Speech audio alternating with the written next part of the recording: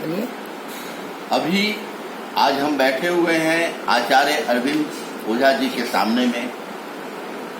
आज हम इनसे जानना चाहेंगे कि जीवन में क्या कुछ होना चाहिए, कैसे मनुष्य शांति प्राप्त कर सकता है, अच्छा रह सकता है, अच्छा जीवन गुजार सकता है। तो अब आचार्य अरविंद ओझा जी को हम लोग सुनेंगे। ये हैं आचार्य अरविंद ओझा जी। हाँ, अब आप बताएं। जैसा कि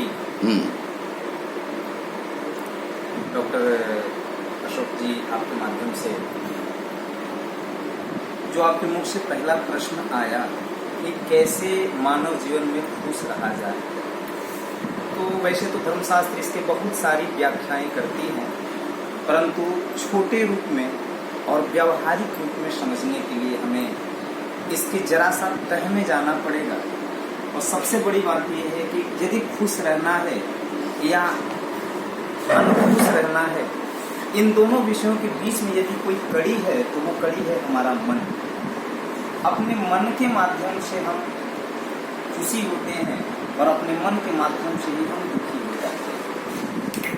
सभी जो लोग YouTube या किसी भी माध्यम से मेरे इस वक्तव्य को सुन रहे हैं, देख रहे हैं, तो उनसे बस यही निवेदन है कि मन को नियंत्रित करना ही मनुष्य के जीवन में खुशी का सबसे बड़ा मार्ग है, और मन का अनियंत्रित होना ही संसार में दुखी होने का सहज उपाय है। बहुत बहुत अच्छी बात अभी आपने बताई। मन का नियंत्रण, एक मन ऐसा है, वैसे लोग कहते हैं कि भगवान श्री कृष्ण 16 कला युक्त थे और भगवान श्री राम 12 कला युक्त थे, परंतु उन कलाओं के बारे में आज तक हम कुछ जान नहीं पाए। हमने जो अध्ययन किया भविष्योत्तर पुराण में कलाओं का वर्णन मिला है, जिसमें 16 कलाएं जब हम पढ़ें तो उन 16 कलाओं में बताया गया कि 5 ज्ञानेंद्रिय, 5 कर्मेंद्रिय, 5 महाभूत और 1 मन, यही 16 कलाएं हैं और सभी लोग इन 16 कलाओं से युक्त होते हैं। अब रह गया परमात्मा श्री कृष्ण और हम सामान्य जीवों में अंतर क्या है। तो परमात्मा श्री कृष्ण के 5 ज्ञानेंद्रिय, 5 कर्मेंद्रिय और 5 महाभूत अर्थात क्षिति, जल, पावक, गगन और समीर, हवा, तो ये 5 तत्वों का समावेश जो शरीर में है, 5 ज्ञानेंद्रियों का जो शरीर में समावेश है, 5 कर्मेंद्रियों का जो हमारे शरीर में समावेश है, ये 15 के ऊपर एक मन जो है ना, जिस दिन हावी हो जाता है इन सबको अनियंत्रित कर देता है, उथल पुथल कर देता है। और मन के वशीभूत कर्मेंद्रियों ने जो कर्म किया वो कर्म कभी भी सुख को देने वाला नहीं होगा, वो दुख को देने वाला ही होता है।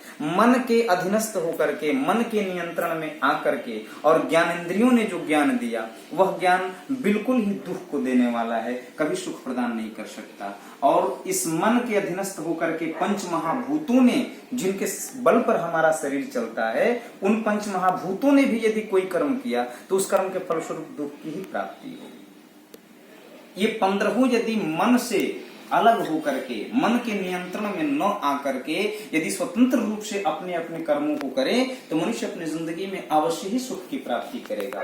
और यदि मन के अधीनस्थ होकर के ये 15 जो है कला रह जाते हैं तो मनुष्य अवश्य ही दुखी होता है। इसमें कोई कुछ नहीं कह सकता। परमात्मा श्री कृष्ण और राम ने ये सूचना तक दे दी है अन्य ग्रंथों के माध्यम से। जैसे किसी ने एक बार प्रश्न कर दिया एक संत से, वाल्मीकि जी से, कि महाराज दशरथ भी 10 इंद्रियों का स्वामी था, 5 ज्ञानेंद्रिय, 5 कर्मेंद्रिय, 5 महाभूत सब उसके पास भी था, और दशमुख के पास भी 10 ज्ञानेंद्रिय और वो 5 ज्ञानेंद्रिय, 5 कर्मेंद्रिय और 5 महाभूत ये सब थे।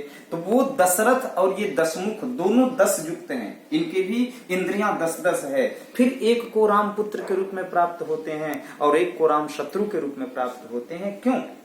वहां पर यही बताया संतों ने कि देखिए दशरथ ने क्या किया। इस संसार में दशरथ कौन है? कर्ता, करने वाला दशरथ है, करने वाला ही दशमुख है, करता है।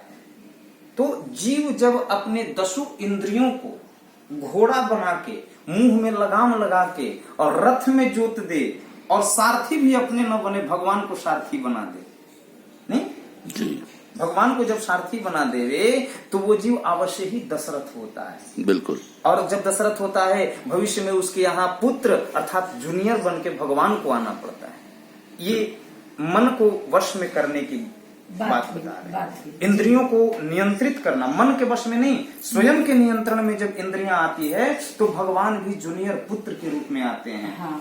और जो अपने 10 इंद्रियों को 10 मुख अर्थात रावण मुख बना देता, भोग का साधन बना देता। मुख जो है भोग का साधन है। तो जो 10 इंद्रियों को मन के वश में होकर के, मन के नियंत्रण में आकर के और यदि भोग में लगा देता है तो भगवान तो उसको मिलते ही मिलते हैं, परंतु किस रूप में मिलते हैं? रामायण के माध्यम से सबको पता है कि राम जी ने रावण को मार डाला। बिल्कुल बिल्कुल। तो जिंदगी में यदि सुखी होना है तो बस मन के नियंत्रण सबसे बड़ी बात है, और मन का अनियंत्रित होना ही दुखों का साधन। जैसे पंडित जी क्या है हुआ कि मन जो है अब इंद्रियां अपना काम कर रही हैं, बिल्कुल।